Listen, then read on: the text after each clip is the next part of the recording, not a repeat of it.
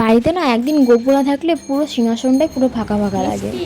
আর দেখো এই পুচকিটা এত পাকা, মানে বিশাল পাকা ছিল একদম। Hello guys, welcome back to my daily blog. তো চলে এসেছি একটা নতুন ব্লগ নিয়ে। তো সারাদিনটা আমি কি করি সেটাই আমি তোমাদের কাছে শেয়ার করব। তো আজকে বাড়িতে গপু ছিল না, সেজন্য দেখো পুরো সিংহাসনটাই পুরো ফাঁকা ফাঁকা লাগছে। পাশের বাড়ি কালকে কাকিমার বাড়িতে গীতা পাঠ হয়েছিল, তো সেখানেই গিয়েছিল। তো আমার পুজো করা কমপ্লিট হয়ে গেছে। তো পুজো করা কমপ্লিট হয়ে যাওয়ার পর আমি মাছ খাচ্ছি। মাছ ভাজা খেতে আমার ভালো লাগে, তো সেই জন্য মাছ ভাজা খাচ্ছি। মাছ ভাজা কমপ্লিট করে আমি দুপুরে খেতে বসে গেছি। দুপুরে ছিল আজকে মাছের ঝোল আর মাছের মাথা দিয়ে একটা ঘন্ট।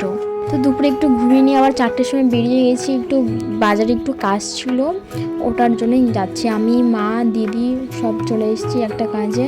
আর এইদিকে পিচ্ছিটা এত পাকা, মানে বিশাল পাকা ছিল একদম।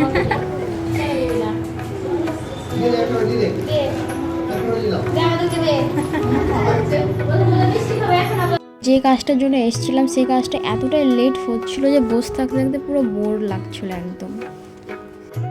তো ফাইনালি কাজটা শেষ হওয়ার পর আমি আর দিদিয়া বাড়ি ফিরছি।